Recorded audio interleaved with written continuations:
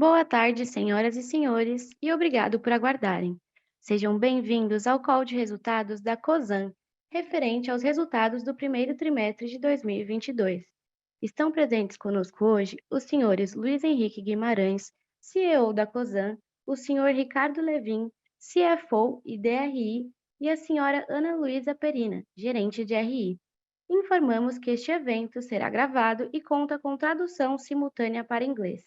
Durante o evento, todos os participantes estarão apenas ouvindo a apresentação da empresa e, em seguida, iniciaremos a sessão de perguntas e respostas quando mais instruções serão fornecidas.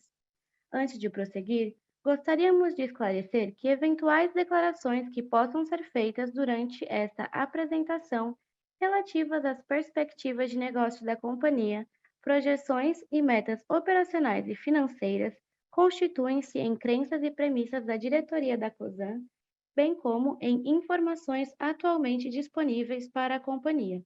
Considerações futuras não são garantias de desempenho, envolvem riscos, incertezas e premissas, pois se referem a eventos futuros e, portanto, dependem de circunstâncias que podem ou não ocorrer. As condições econômicas gerais, as condições da indústria e outros fatores operacionais podem afetar os resultados futuros da empresa e podem conduzir a resultados que diferem materialmente daqueles expressos em tais considerações futuras. Agora, gostaria de passar a palavra ao senhor Ricardo Levin. Por favor, senhor Ricardo, pode prosseguir.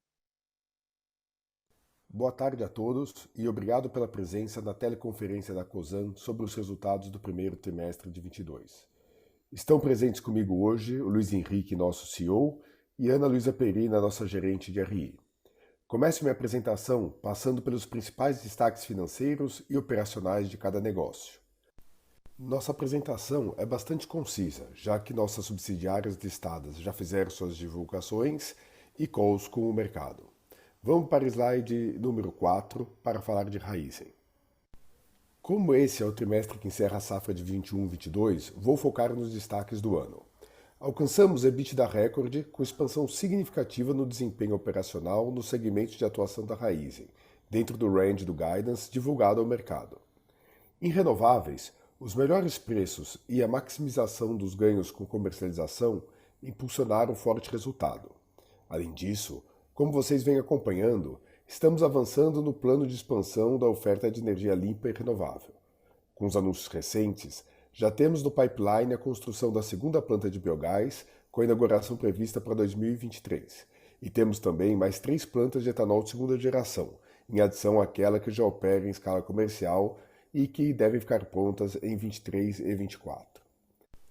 Em açúcar, também tivemos expansão importante nos preços e seguimos aumentando nossa participação na venda direta para o destino.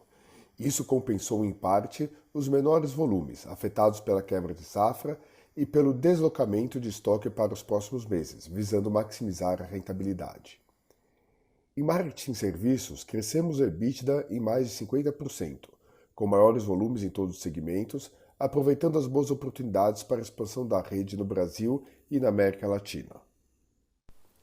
Passando agora para o slide 5, vamos à apresentação da Compass Gás e Energia. No trimestre, a leve redução nas vendas da Comgás refletiu a menor demanda do segmento industrial, consequência das paradas programadas para manutenção de clientes, movimento que já era esperado. Esse impacto foi compensado pelo crescimento nos segmentos comercial, residencial e automotivo, além da adição do volume distribuído pela Sulgás, que passamos a consolidar desde janeiro deste ano.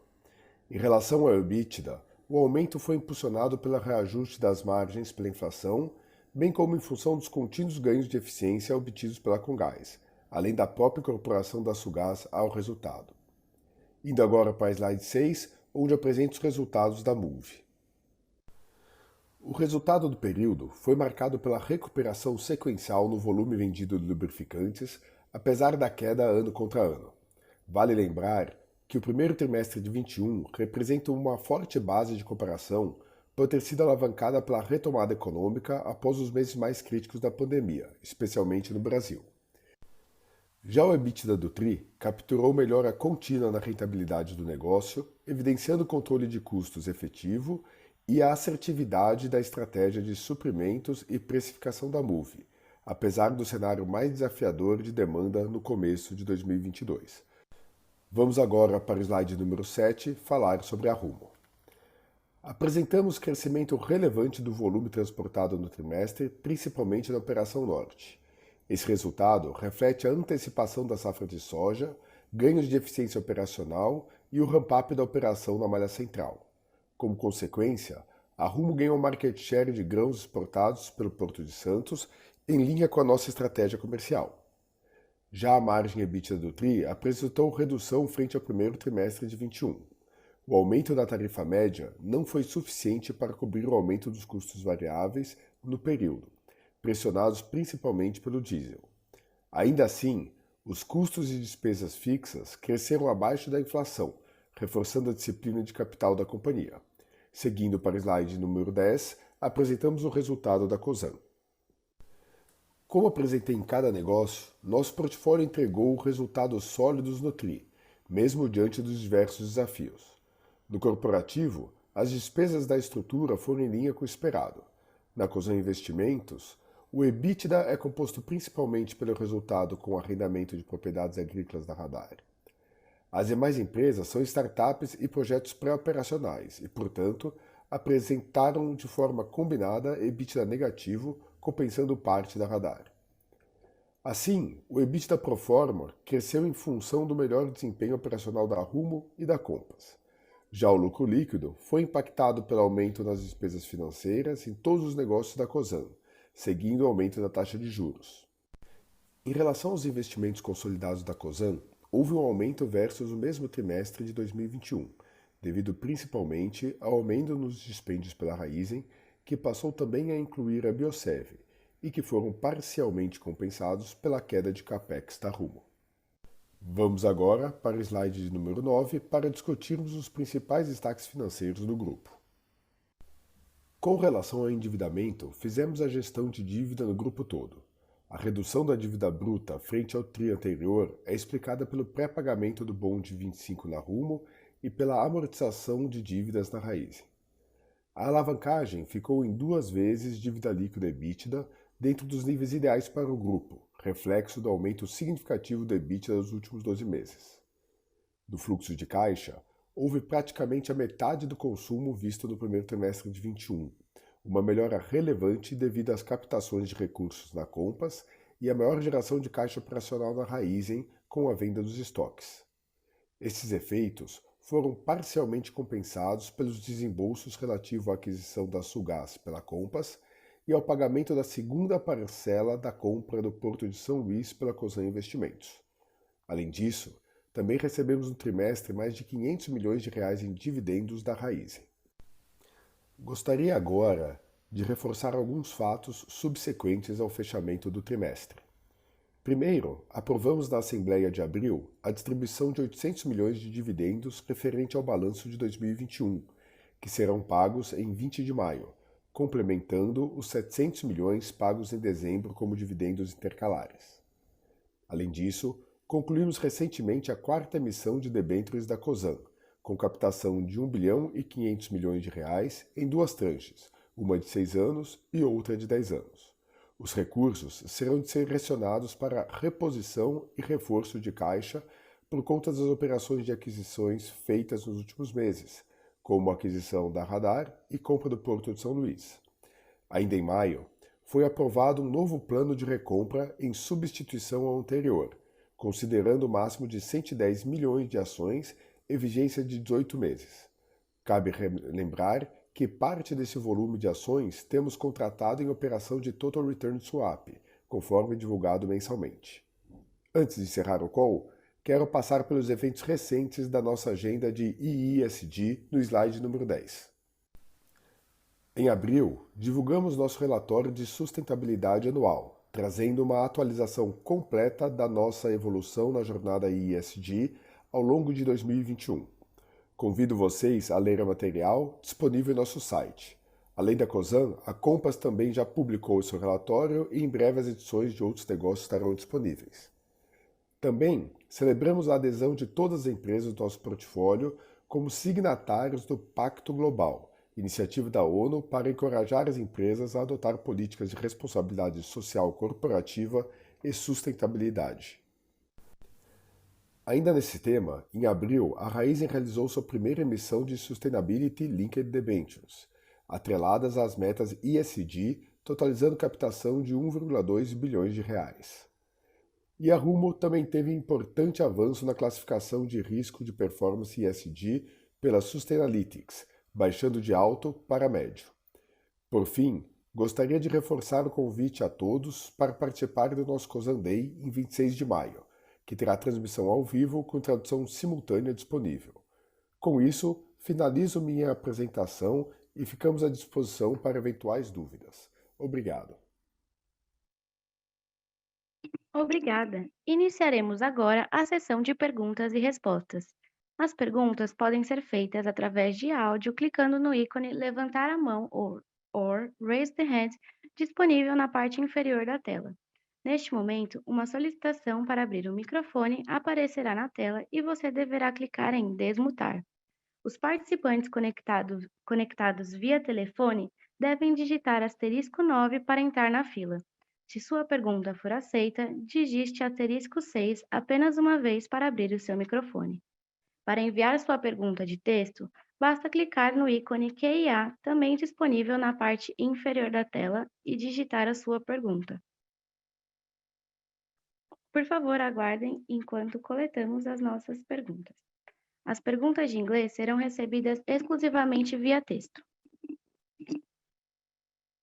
A nossa primeira pergunta vem da senhora Isabela Simonato. Por favor, senhora Isabela, pode prosseguir.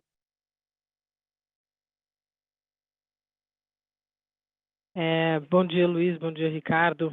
Bom dia a todos, na verdade, boa tarde. Obrigada pelo call. Tenho uma pergunta olhando para a Cosan do ponto de vista da corporação, né, da holding. Acho que é interessante quando a gente olha, né, o fluxo de dividendos recebidos versus o que vocês têm de serviço da dívida e potenciais investimentos, né? Óbvio que um trimestre só não dá para a gente ter uma leitura do ano, e é exatamente isso que eu queria perguntar, assim, que se vocês poderiam dar uma indicação de como vocês estão vendo essa equação, de novo, né, no nível da holding, do ponto de vista de fluxo de dividendos que ela pode receber, versus um serviço da dívida um pouco mais caro, né, nesse ambiente de taxa de juros. E eu sei que vocês já mencionaram que vocês não vão fazer nenhum grande investimento esse ano, mas tem o CAPEX, né, eventualmente dos investimentos, e tem também buybacks e outras coisas que vocês podem fazer. Então, se vocês puderem dar um panorama de como vocês estão enxergando isso. E emendado nessa pergunta, né, tem uma questão específica aí de Raizen sobre liquidez e tamanho do float, se existe algum update em como vocês estão pensando essa estrutura. Obrigada. Obrigada.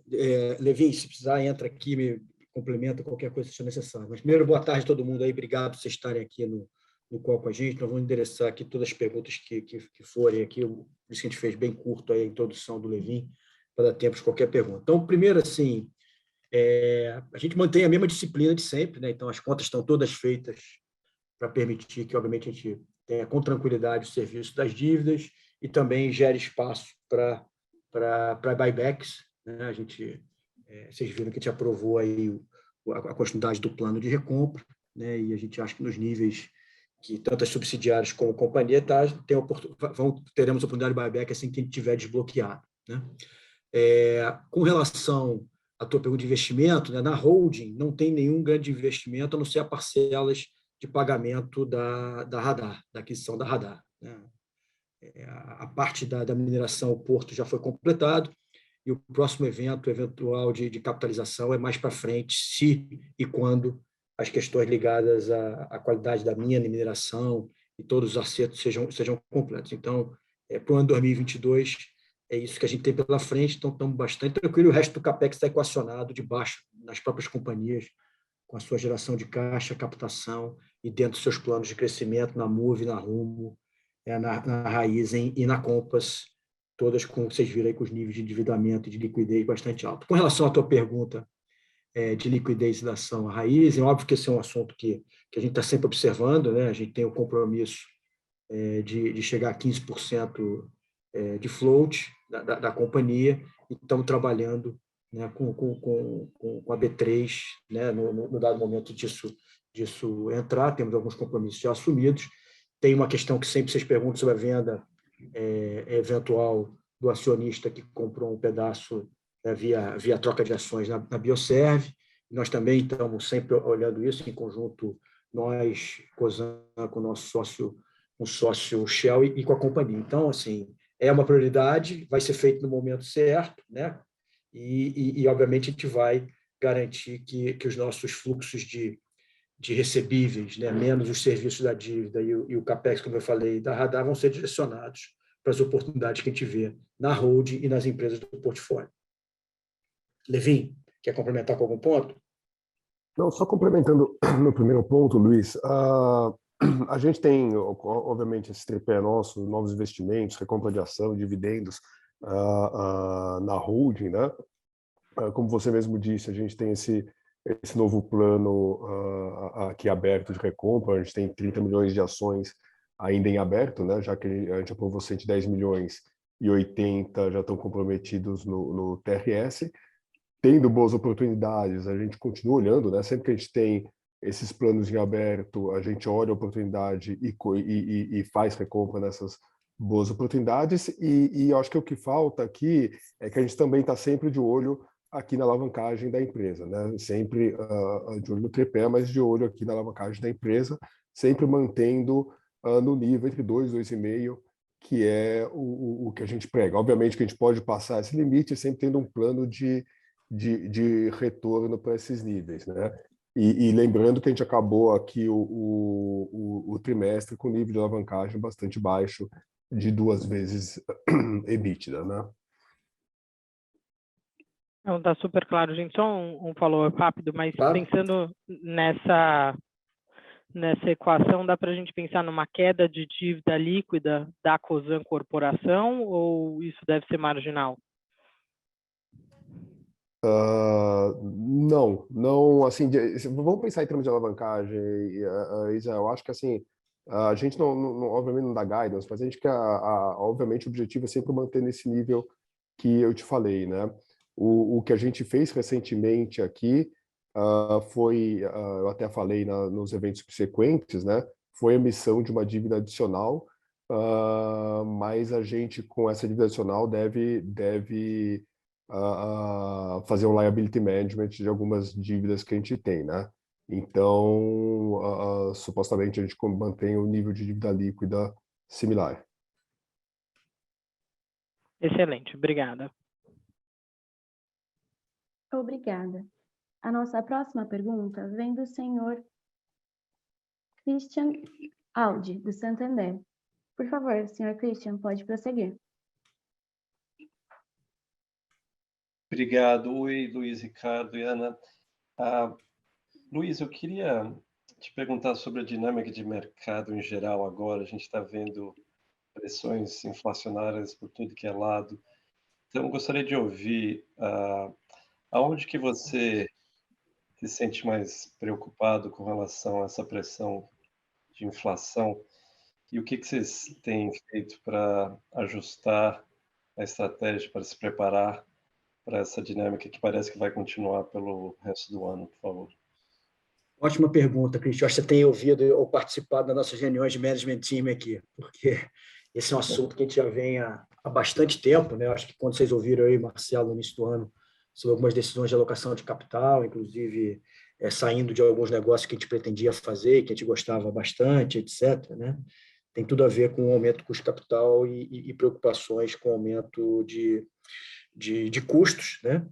E, obviamente, a capacidade de garantir que o management todo, né? E eu acho que esse é um assunto muito importante para todas as empresas que têm vivido isso no Brasil, mas no resto do mundo, que é a memória inflacionária e pouca gente treinada para isso, né? Ou seja, qualquer gestor com menos de 40 anos não experimentou a inflação da sua vida. Então, a gente vem há muito tempo, desde o ano passado, talvez do último trimestre do ano passado, falando muito com as pessoas e discussão dos nossos eventos de liderança, discussões internas, reuniões sobre essa questão de olho no custo de um lado e olho no repasse do outro, né? Porque você precisa dessas duas equações importantes e eu acho que uma discussão grande sobre a questão que repasse de frete, como é que é a competitividade no caso da Rumo, né, questão de capital de giro no caso da Raizen, né, e algumas dessas coisas tendem, em alguns momentos, a demorar para passar, mas ela acaba acontecendo na cadeia como um todo, na indústria, né, no mercado competitivo, etc, etc. Então, prioridade zero, a gente vem reforçando ao longo dos últimos anos, aí, dado também os nossos investimentos em projetos e desenvolvimento na nossa área de procurement, né? Com o aumento da qualidade, quantidade, competência e sistemas nas companhias, mas também bastante esforço de sinergia entre as empresas que compram itens em comum. A gente tem um pool de serviços, né? Desde IT, serviço de segurança, etc., etc., até tubulações que têm oportunidade disso, a gente já vem capturando savings relevantes ou cost avoidance, né, onde o mercado andou muito mais do que é possível reduzir da última precificação que a gente tem para fazer isso. Então, essa é a prioridade zero, né, no topo da lista dos incentivos dos CEOs e de toda a companhia, com recursos alocados e fazendo isso. E, do outro lado, obviamente, usando as oportunidades, né, de mercado ou as reprecificações de competição para também garantir que a gente tem margens que são compatíveis com o retorno de investimento para o tipo de indústria que a gente está e tipo de negócio que a gente está fazendo, né? Então, prioridade zero, né? Acho que esse é um assunto mundial, eu acho que está aqui para ficar por um tempo razoável, mas o que eu posso dizer é que tanto nos projetos de longo prazo quanto nos projetos e atividades de custo recorrente, a gente vem fazendo o dever de casa para mitigar esses efeitos do lado de custo e acelerar onde possível, né, e onde o ambiente competitivo permite, né, o repasse de margens nos negócios. Tá. Obrigado, Luiz. E a segunda pergunta, conforme a gente tem esse risco aí de uma potencial mudança no governo, ninguém sabe o que vai acontecer com as eleições, etc. E eu só queria ouvir a tua perspectiva de tem algum setor onde você está mais preocupado em caso de uma mudança de governo, de a gente ver mudanças regulatórias que poderiam deixar o teu negócio mais difícil ou mais fácil? Você está vendo algum risco nesse sentido em algum dos segmentos que você participa? Então, assim, eu acho que, né, de novo, a gente já passou por... Essa é uma eleição que parece ser uma eleição entre dois ex-presidentes, então, na verdade, são, de certa forma, conhecidos, né, do ponto de vista de direção, pensamento, etc. E eu acho que a gente já conhece, né, já passou por isso, e eu acho que a grande realidade é que nós estamos em setores, né, onde, obviamente, tem um impacto importante na sociedade como um todo, e são setores estruturantes que permitem uma maior competitividade do Brasil nos seus vários negócios, né? Acho que o Brasil, esse é o lado de olhar bastante o copo cheio, acho que a gente tem feito aqui do nosso lado. Acho que o Brasil, apesar de todos os desafios que o mundo hoje oferece, sai de uma posição competitiva muito importante, né? Acho tanto na descarbonização do planeta, né, que não, acho que ninguém tem mais dúvida que precisa acontecer e já está acontecendo, como na nova geopolítica pós o conflito aí Ucrânia-Rússia, que tudo indica que vai durar um longo tempo e estabelecer uma nova dinâmica entre a nação número 1 e a número 2, né? Eu acho que, de novo, o Brasil está super bem posicionado, seja pelo fato de ser o grande fornecedor adicional de proteína e de alimentos, né, o que beneficia bastante a Rumo, né, a posição estratégica em renováveis, né, a posição estratégica em mineração, a posição estratégica em petróleo, e ser uma democracia com instituições e que não tem risco de guerra ou de polarização no sentido de um lado ou de outro, seja para a corrente A ou para a corrente B. Estou falando fora do ambiente interno, né? Então, assim,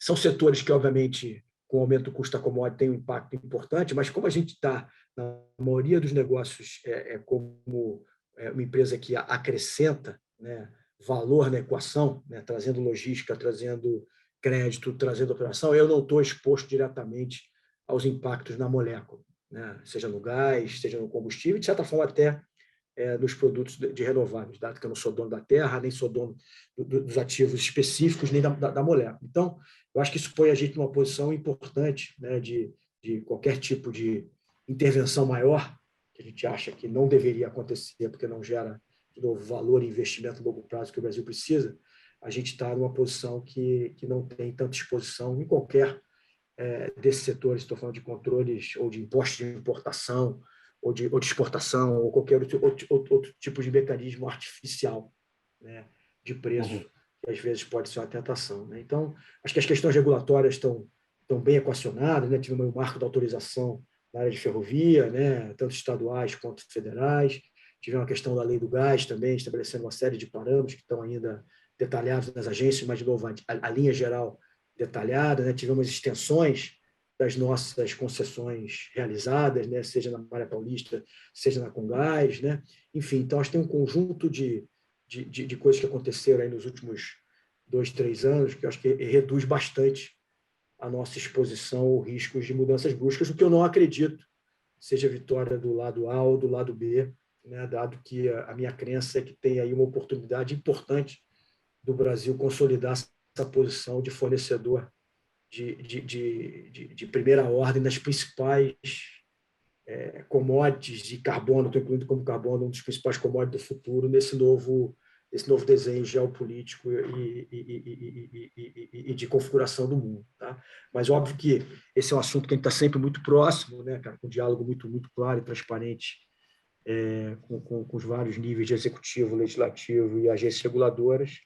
Eu diria que hoje, né, não tem nada que esteja assim fora do habitual de ter, às vezes, algumas ideias ortodoxas ou heterodoxas, mas isso não impede de onde que ela vem. Né?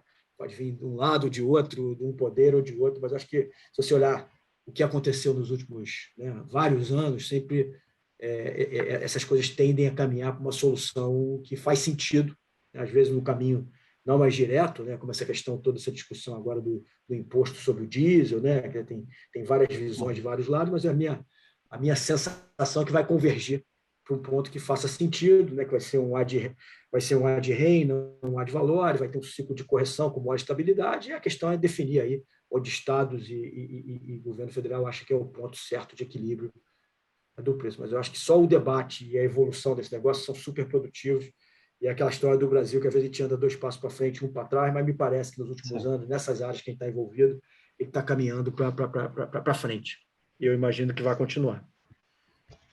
Tá ótimo. E só um follow-up para o Ricardo. No tópico de buybacks, quando vocês pensam de buybacks de Cosan versus, eu entendo que vocês podem também comprar ações da Raízen, como vocês mencionaram no passado, como é que vocês pensam sobre essa decisão? Como é que está essa dinâmica hoje entre comprar ações da Cosan versus da Raízen? Se você puder só dar um pouco de cor nesse processo, por favor.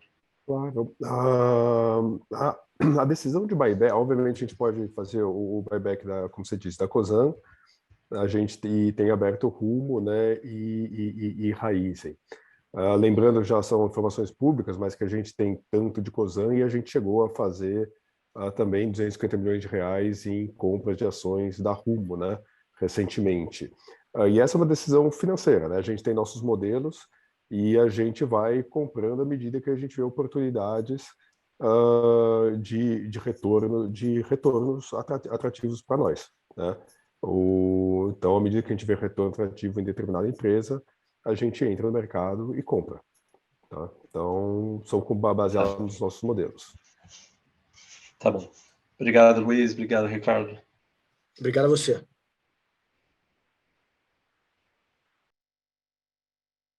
Obrigada.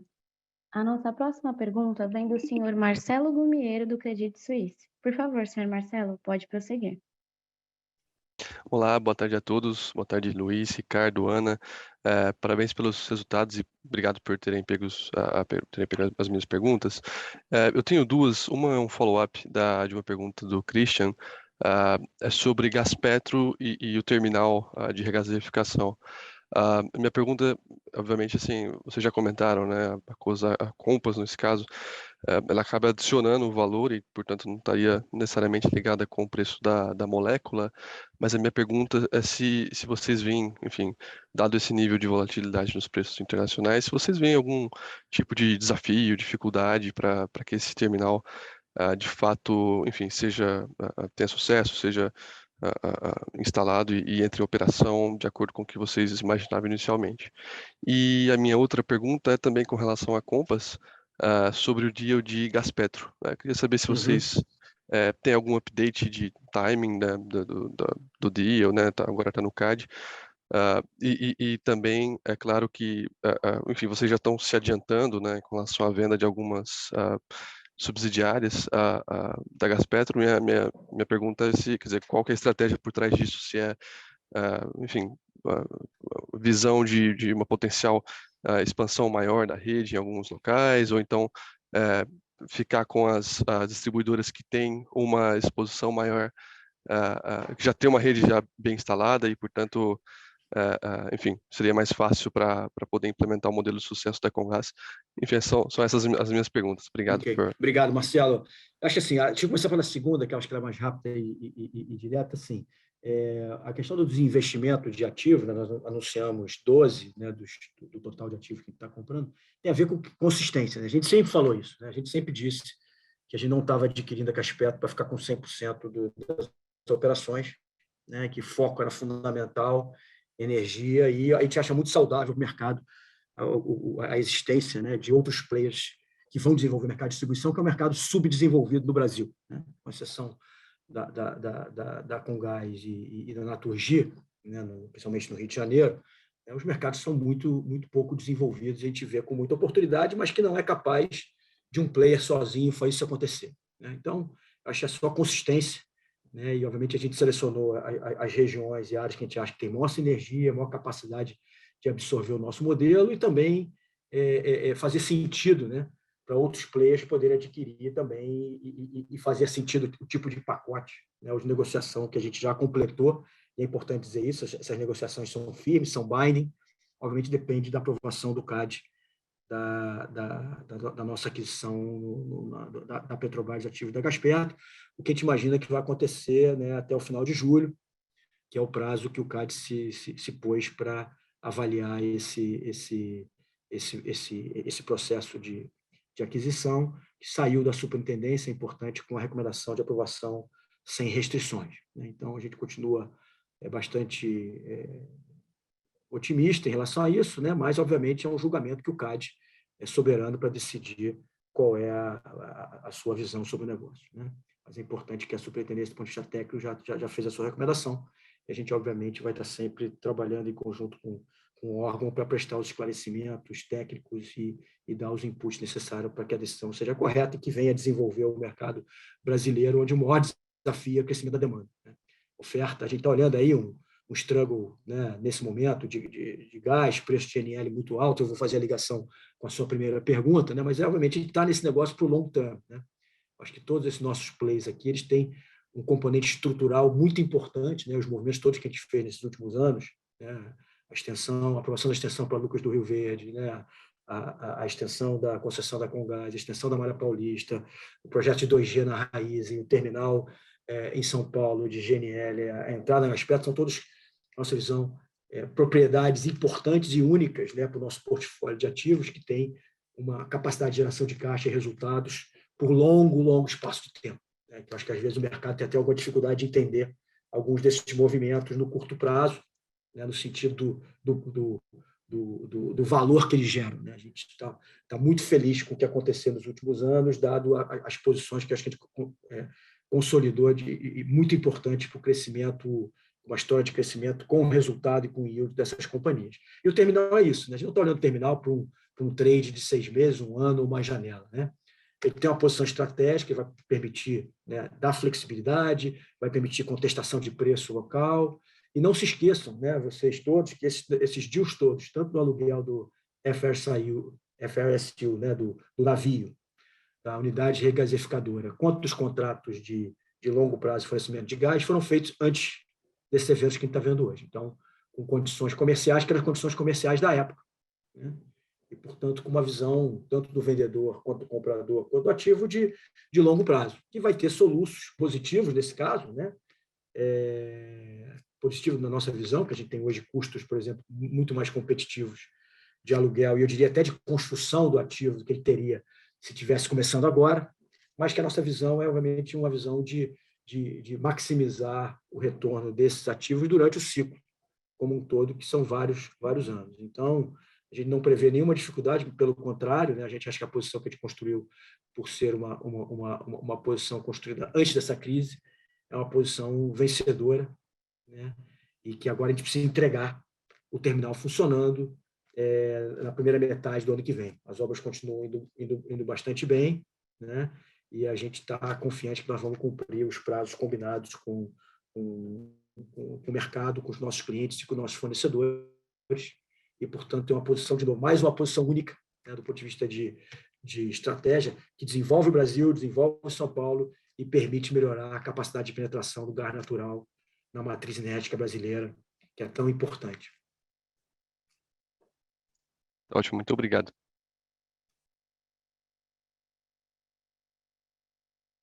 Obrigada. A nossa próxima pergunta vem do senhor Lucas Ferreira, do JP Morgan. Por favor, senhor Lucas, pode prosseguir. Oi, pessoal, boa tarde. Pelo que eu entendi, vocês decidiram não ter mais um guidance oficial, né? Então, eu queria saber só em linhas gerais, comentários talvez mais qualitativos, o que esperar para os dois negócios, né, digamos assim, standalone aqui, principais, a Compass e a Moove, em 2022, em termos de crescimento, em termos de CAPEX. A gente viu uma aceleração de CAPEX em todos os negócios, né? A gente pode esperar que isso aconteça também, inflação de CAPEX nos outros negócios. Se puderem fazer algum comentário genérico, no mínimo, eu agradeceria. Obrigado. Então, esses são negócios, né, especificamente Moove e Compass, que vocês têm visto um compound growth nos últimos anos, né, bastante expressivo, e a gente não vê eles desacelerando. Tá? A gente vê que são negócios que vão continuar, né, de novo, sempre olhando com a visão que pode ser de mais de um ano, né, deve ser de mais de um ano, continuando a crescer nos ritmos que a gente vem fazendo e performando. Tá? São ativos que têm um management super capacitado, trabalhando junto há bastante tempo, com reforço de recursos que a gente trouxe para os dois negócios quando necessário, né? E que tem muita oportunidade de crescimento, né? Na Moove não é segredo para vocês, a gente sempre vem falando, estamos perseguindo a oportunidade de aumentar a parcela internacional desse negócio, né? Com crescimento nas Américas do Norte, né? E na Europa, né? E a gente espera poder ter novidades em breve, né? Para todos aqui em relação a esses movimentos, né? A companhia está pronta para esse passo, a entregas muito consistentes nos últimos anos, né? Todos os negócios que a gente tem na América Latina e na Europa e o pequeno negócio que a gente tem nos Estados Unidos estão performando, e o management conseguiu o right to grow even more, né? E agora, obviamente, isso precisa casar com a oportunidade de mercado. Então, vocês podem esperar da Moove, né? Esse é o guidance direcional, contínuo crescimento e com o aumento da nossa posição internacional, né? No caso da Compass, também a agenda está muito clara na mesa, né? A gente quer completar a aquisição da Gaspetro, esperamos que até o final de julho, em conjunto com os desinvestimentos, né? Então, a gente adquire e, ao mesmo tempo, sai de 12 ativos, né? E, portanto, inicia o processo de replicagem do modelo de sucesso da Comgás nessas distribuidoras que ficam com a gente, que é o que já começou a ser feito na Sulgás, no Rio Grande do Sul, né? Onde a gente já começa a ver resultados importantes, crescimento de rede, conexão de clientes residenciais, etc. Né? E, obviamente, para 2023, a entrada do terminal de GNL, que traz enorme benefício para os clientes, né, de São Paulo e para futuros projetos térmicos de terceiros ou com uma pequena participação da Compass, onde fizer sentido, não é muito mais. Projetos térmicos de terceiros, com a oportunidade de ter projetos competitivos aqui na região sudeste, né? Então, é entrega contínua de crescimento, né? E, obviamente, o CAPEX adicional que virá na Moove será de uma possível aquisição, quando ela acontecer, né? E no caso da Compass, não há mudança do CAPEX regulatório da Comgás, vão continuar a performar o CAPEX regulatório, e vai ter o início de CAPEX nas novas empresas, quando elas estiverem sob a nossa gestão, e alinhado com o nosso sócio, né, Mitsui, e com os estados que são parte da sociedade em cada uma das empresas, né? Então, é isso o sumário. Dois negócios que têm uma capacidade muito grande de crescimento, que vem entregando, né? Além da capacidade, no caso da Compass, de ser um bom pagador de dividendos mesmo, entregando crescimento substantivo. Se eu respondi a tua pergunta. Obrigada, Luiz. A Ana aqui. Vou só complementar, Lucas, só para corrigir uma informação, que a Compass, apesar de não ter suas ações negociadas em bolsa, ela é listada e ela tem as suas projeções divulgadas. Então, em fevereiro desse ano, a gente divulgou as projeções de EBITDA e CAPEX para a Compass, tá? Então, o range de EBITDA que a gente espera para 2022 na Compass é de 3 bi a 3.300, de EBITDA, e no CAPEX de 1,6 a 1,8. Como o Luiz falou, esses números são das operações que a gente já tem em curso, então eles incluem com gás e os outros projetos, porém eles excluem resultados de potenciais aquisições, tá bom? Ana, ótimo, obrigado pela conversa, mas eu só queria, assim, acho que tem alguns pontos para reforçar, antes da próxima pergunta, que eu acho que são extremamente importantes, que a gente leva muito em consideração, inclusive para responder as perguntas de alocação de capital, que é a posição única de cada ativo vis-à-vis o que a gente acha que para onde que o mercado, né, eu digo mercado é a competição ou o mercado que a gente abastece, clientes e fornecedores está indo. Né?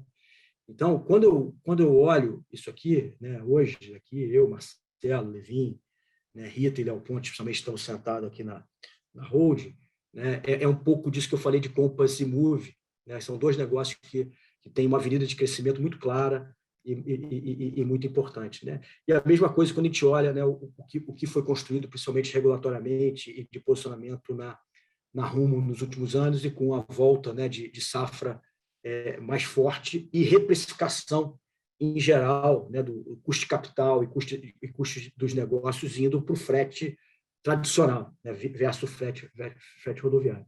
E a mesma coisa na Raízen com a expansão do 2G, né, e de certa forma, a mudança do modelo da Petrobras de se posicionar e de abastecer o mercado. Né? Então, assim, quando a gente olha isso aqui, né, é óbvio que tem preocupação sobre inflação, óbvio que tem preocupação sobre até de crescimento do país e de outras coisas, mas o posicionamento, na nossa visão estratégica, né, e o que está acontecendo no mundo como um todo, nos coloca numa posição, na nossa visão, muito forte.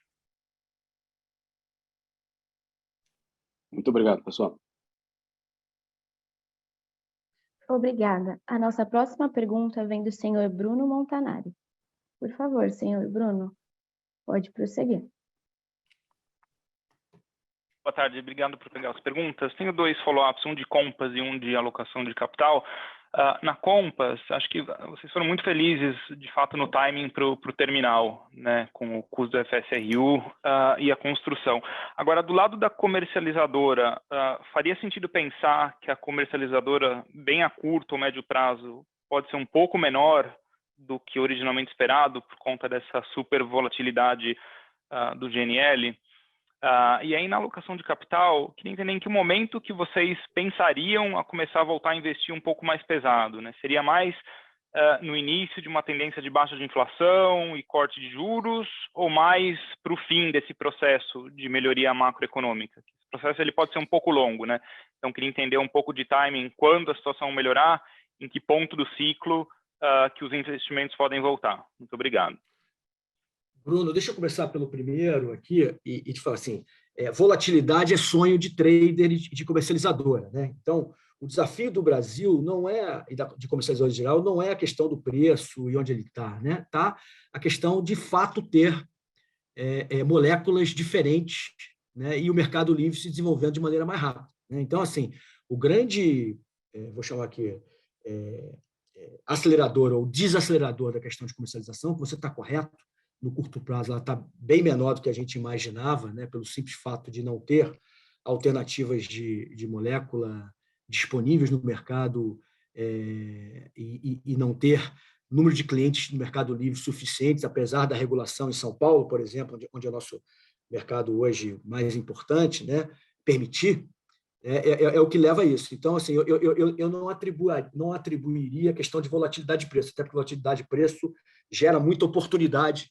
né, para comercializadoras e etc. O que está acontecendo é que, de fato, a capacidade, né, do mercado gerar clientes livres, seja pelo lado de oferta, seja o lado pelo cliente do lado de lá querer tomar os riscos que vêm junto com o ser mercado livre, né, tem benefícios potenciais de preço e tal, mas tem riscos do tipo gerenciamento de demanda, né, fornecedor de segunda instância, etc., que demora tempo né, para que o mercado se desenvolva. Então, está muito mais para aí. Na nossa visão, e a gente tem conversado isso com os principais reguladores e com o Ministério, o foco total na nossa visão hoje do mercado e da indústria como um todo deveria isso, desbloquear as questões relativas à expansão do mercado livre. Né? A Compass, né, e a Cosan são super favoráveis, né? O nosso sonho é que tenha o maior número possível de clientes livres, né? Para que a questão da molécula seja equacionada pelo cliente e a gente se concentre, né, na questão da eficiência da distribuição, que é o nosso core business, né? E obviamente, a comercializadora pode ter um pequeno pedaço, né, para alguns clientes onde faça sentido, mas vão ter várias outras comercializadoras, como já estão montadas no mercado, mas que não estão em grandes atividades, porque não tem, de fato, a origem da molécula, com precificações diferentes, né, com índices diferentes para que esse mercado se desenvolva. Né? Então, esse para mim é o limitador. Não é a questão de volatilidade de preço, até porque a volatilidade de preço, como eu te falei, acho que é produtiva, e para a gente também ter montado posições ao longo do tempo, antes dessas crises todas, a gente teria bastante competitividade aí, como é o caso já do contrato que a Comgás assinou para ter um pedaço, né, do fornecimento via o terminal, né, que é bastante competitivo. Né? Quanto à segunda pergunta, assim, a gente obviamente está a gente tem falado com vocês, né, um tom desde o final do ano passado, quando a gente via, né, essa aceleração da curva de custos e de custo de capital acelerando, mas assim, se você olhar, tem bastante investimento nas companhias embaixo, né? Quer dizer, tem projetos e tal. O que fez que aconteceu foi que a gente aumentou o hurdle rate, né, a necessidade de retorno de investimento necessário para que os projetos sejam aprovados. Né? Mas, assim, em termos de CAPEX, tem assim, bastante CAPEX alocado em projetos que a gente vê, como eu falei do começo, né, projetos que nos colocam em posições bastante diferenciadas pelas características dele. Né? Etanol de segunda geração e biogás na Raízen, né? A expansão em direção a Lucas de Rio Verde na Rumo, né? A eventual entrada nos Estados Unidos, na Europa ou na MUV, né? E a aceleração da replicação do modelo da Comgás nas outras companhias que a gente viriam junto com a Gaspetro, em conjunto com o nosso sócio Mitsui e com os estados. Né? Então, para isso, tem CAPEX alocado, acho que são CAPEX bastante importantes, né, e que vão gerar aí retornos double digit em todos esses negócios, porque o nosso hurdle rate subiu, e é natural, e vai ficar assim, né, enquanto a gente enxergar o mercado dessa maneira. Mas é o conservadorismo em coisas que a gente consegue enxergar que podem ser eventuais riscos que não vale a pena de correr agora, mas não estamos abrindo mão de uma agenda de crescimento responsável e em ativos, de novo, onde nós temos uma vantagem competitiva e uma capacidade muito grande de gerar resultados e nos diferenciar e continuar a nossa rota de crescimento. Claríssimo, obrigado. Obrigada. A nossa próxima pergunta vem do senhor Matheus Enfelt, da UBS. Por favor, senhor Matheus, pode prosseguir. Boa tarde, Luiz, Ricardo, Ana, obrigado pelas perguntas. Eu tenho 2 follow-ups, talvez perguntando de uma forma diferente. Primeiro, queria tentar entender um pouquinho a visão de vocês para a Compass com uma plataforma de gás natural. Então, a gente já conversou agora no qual um pouquinho da volatilidade de preço de LNG, uma presença da Petrobras ainda bastante forte no mercado de gás, com a presença das comercializadoras talvez um pouco aquém do que a gente estava esperando. A nossa pergunta tentar entender um pouco o que mudou na perspectiva de médio e longo prazo para a Compass, vis-à-vis o portfólio ali que foi apresentado alguns anos atrás, talvez pensando em novas oportunidades, geração de energia, outros negócios regulados de gás. Acho que essa é a nossa primeira pergunta. Segunda pergunta também, talvez um follow-up do que já foi dito aqui, olhando pela perspectiva. Pensando no grupo, sei que tem algumas formas de enxergar isso, mas como que a companhia tem enxergado o desconto de holding? Nesse sentido, vocês já deixaram claro que existe uma expectativa de buyback, seja da companhia, seja das subsidiárias, mas se a companhia talvez esteja vendo um momento para alavancar o buyback, dado o nível de desconto de holding que a gente está vendo talvez na tela, como é que vocês têm enxergado essa questão? Obrigado.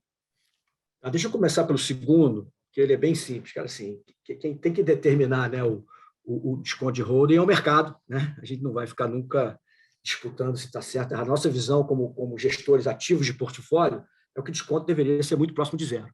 Né? E até porque é parte da equação de de portfólio de risco, né, e principalmente em momentos de grande incerteza, como o mundo está vivendo, né, e, como eu já falei, a qualidade dos ativos únicos que eu acho que a gente construiu, todos eles linkados a um diferencial competitivo do Brasil, que independe, né, de certa forma, de governo, né, ou de outras coisas, posicionados todos eles muito bem para uma agenda de descarbonização rentável do planeta, né? Então, assim, a gente vai sempre atuar quando a gente achar que o mercado está com uma precificação que para a gente não faz sentido, né? E acho que, como a gente já falou desde o começo do call, eu e o Levin, nos níveis atuais a gente acha que o mercado está errado do ponto de vista de precificação, mas o mercado é soberano, né? Então cabe a nós tomarmos as ações que a gente julga é importante tomar e fazer o que a gente tem que fazer. Então temos autorização para comprar os três papéis, obviamente nas oportunidades, obviamente tem sempre questões de bloqueio, né? E períodos de silêncio, etc., a gente não pode exercer isso, mas vamos ser ativos como sempre fomos, né, nos últimos anos, aproveitando essas oportunidades. Mas nossa visão é que o desconto de tela é o desconto que o mercado acha que é o correto, e nós não vamos ficar disputando se está certo ou está errado. A gente vai agir em cima das arbitragens que forem surgindo, seja nos papéis embaixo, seja na holding, né? Com relação à sua primeira pergunta, só me lembra qual foi a sua primeira pergunta. Tentar entender um pouquinho a visão de médio e longo prazo para Compass, vis-à-vis o que foi apresentado alguns anos atrás. Não, ficou claro.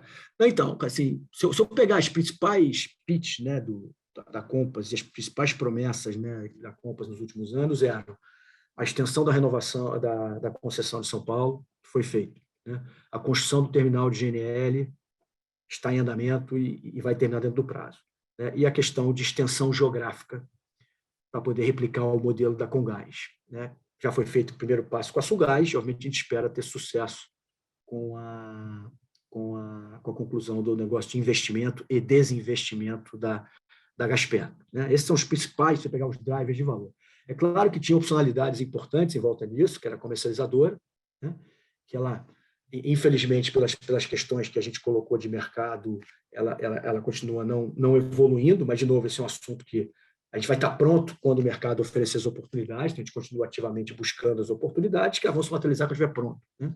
E a questão de projetos de geração de energia sempre foram, né, para a geração de pipelines para projetos de gás ou monetização do gás. A gente nunca foi core nosso ser dono ou investidor principal em projetos, por exemplo, termoelétricos. Ele sempre veio junto com a nossa capacidade de monetizar o gás ou de gerar o short necessário para que a gente tivesse novas posições de gás nas regiões que a gente queria combinar com distribuição. Então, o core do business é um business de distribuição, com um grau de eficiência que a Comgás montou, né, replicado no que a gente acha que é uma tremenda oportunidade para o Brasil, com muito foco no cliente, muito foco na eficiência e balanço do portfólio, né, sempre buscando um portfólio que vai estar mais equilibrado do que os portfólios que existem hoje nas distribuidoras, né, com componentes sempre importantes de industrial, mas trazendo os outros consumos que dão a robustez no portfólio residencial comercial, e onde o mercado tiver oportunidade para o GNV, que obviamente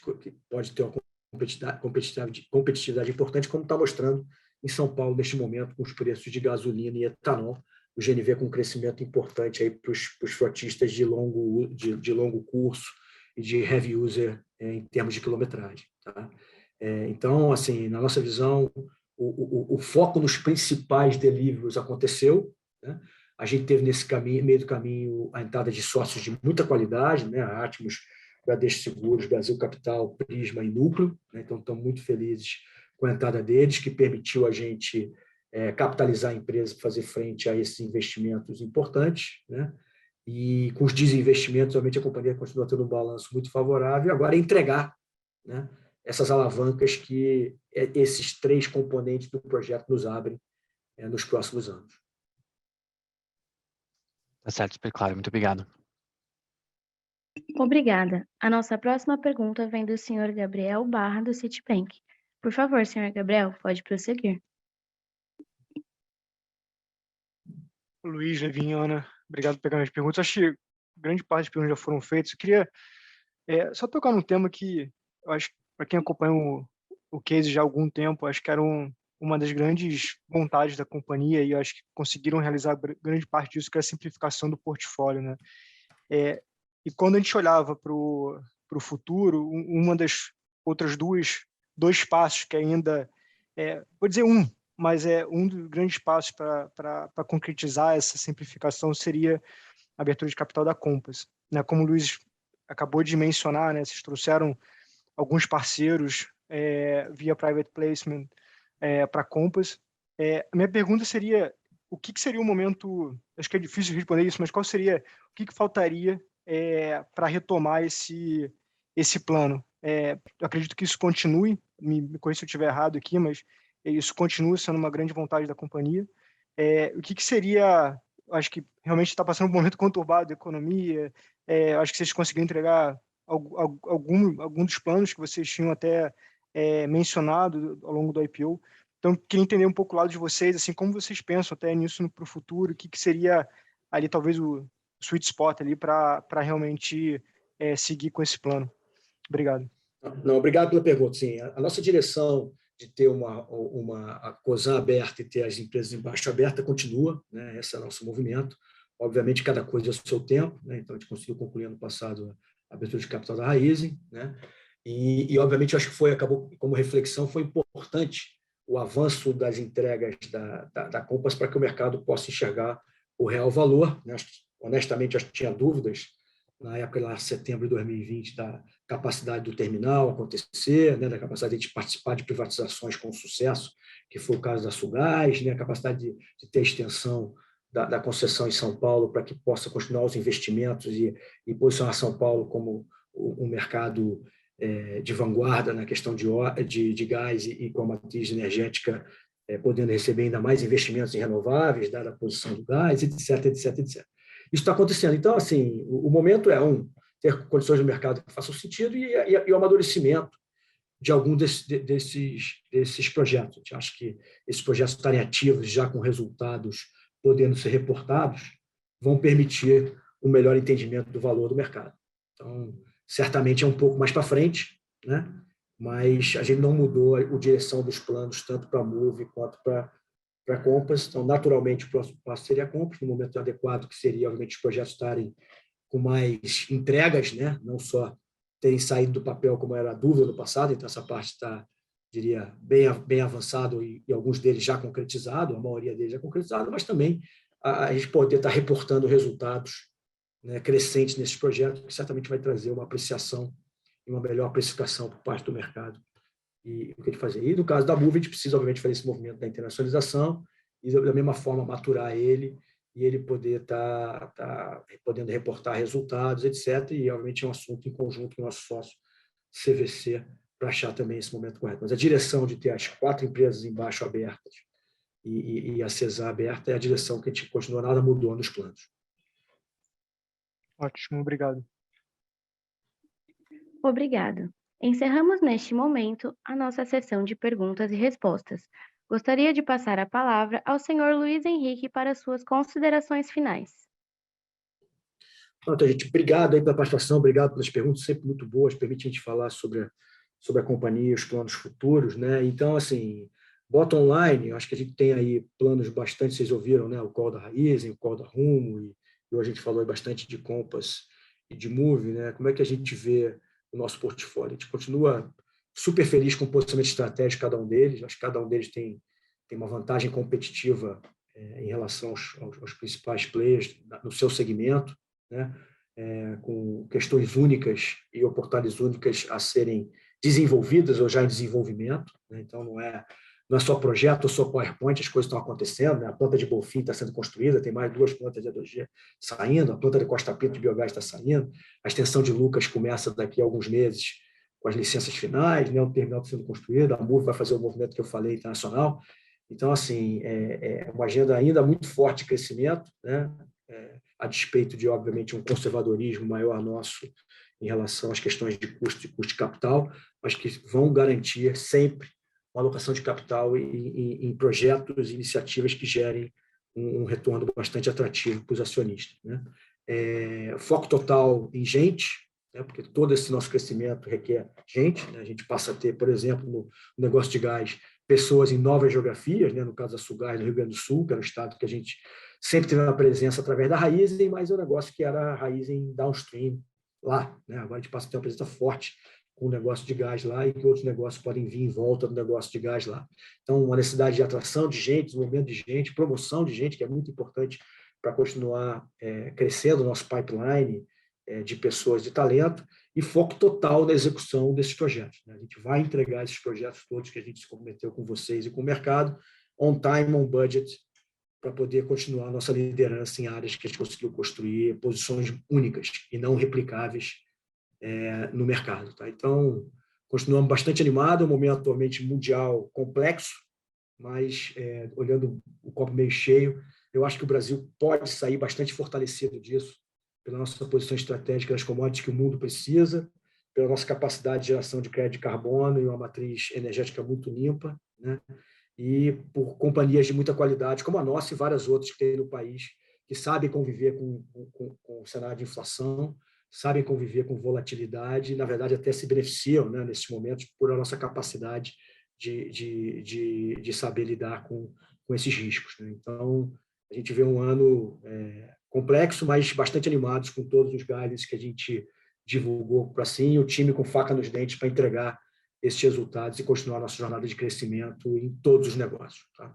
Então, obrigado aí pela confiança de vocês, obrigado pelo suporte e a gente se fala no próximo trimestre.